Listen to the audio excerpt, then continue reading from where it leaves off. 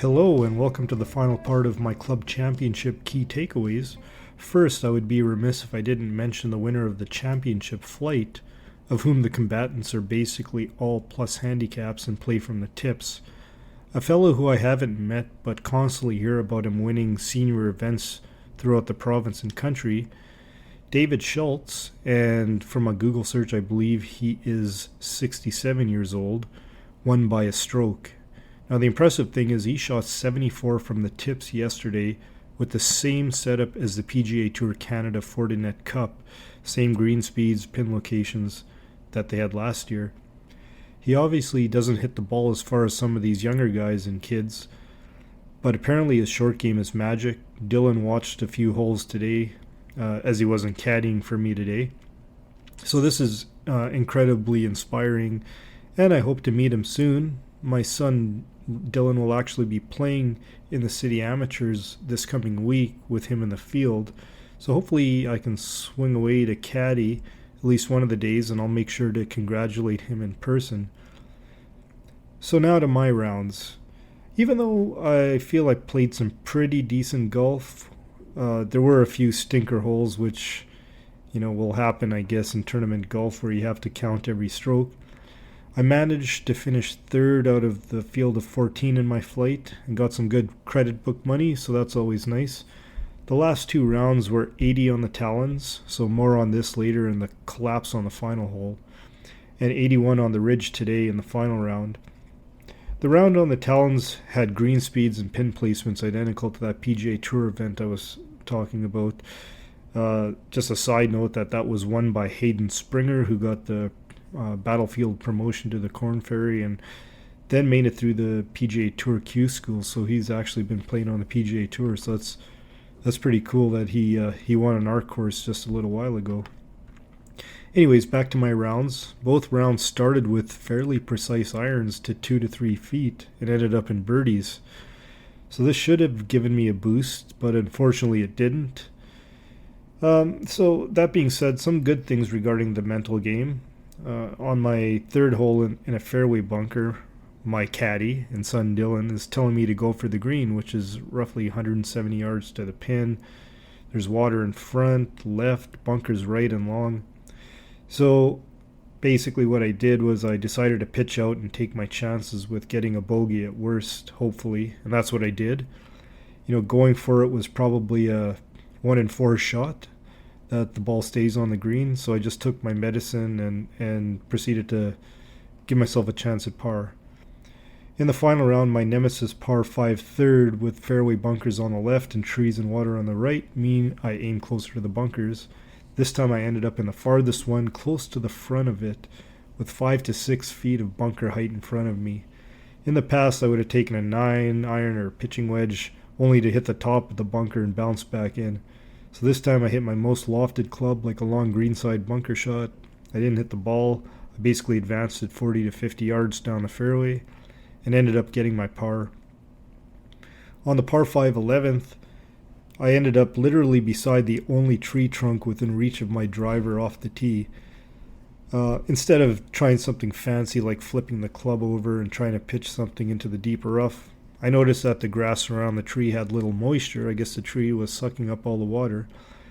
And I took an unplayable lie so that I could take a drop in that grass that wasn't as thick.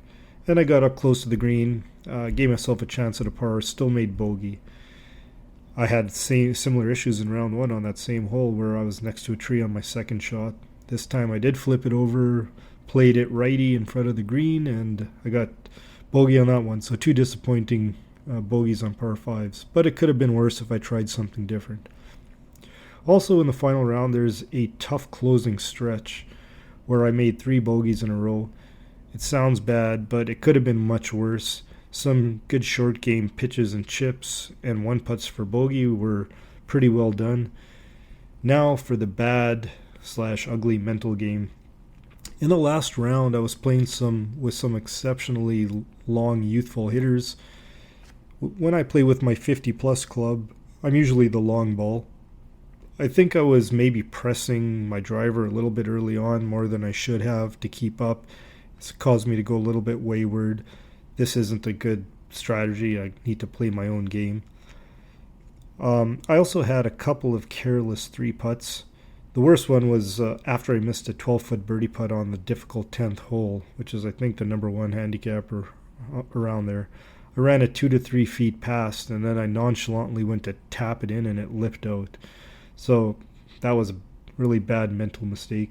I had another three putt in the last round today. It was just a non-committed second putt after a woefully short downhill putt. Now I want to talk about the worst part of my mental game during the tournament.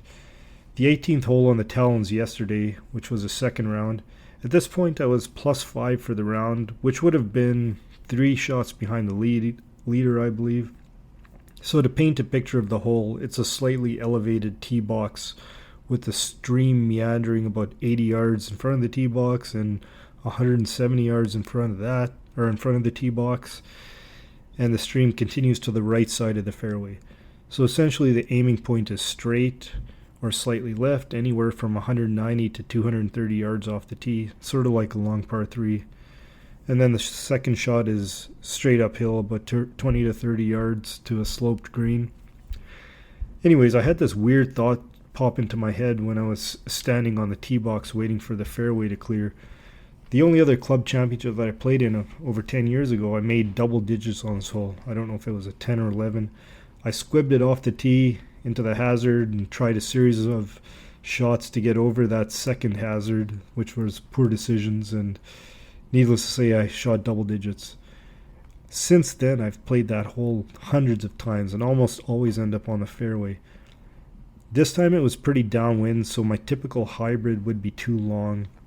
I take out my 4-iron, which is really my least favorite club in the bag, so that was going through my head. And I barely got off the tee. I topped it into that first short hazard. Ended up punching out instead of trying to go for it this time. And then my next shot was up the hill into a greenside bunker and proceeded to triple bogey the hole. So I shot 80, which was disappointing. The round could have been much better. The interesting thing is my mood after the round was quite sullen. I was thinking, what if I lost the ability to get off the tee? What if I can't get it together and embarrass myself tomorrow? Those were sort of the thoughts into the afternoon and evening. You know, it's kind of like when I watched Tin Cup when he was shanking them on the range. I think that was at the US Open. It's sort of a similar feeling, I would imagine. That had me down most of the evening.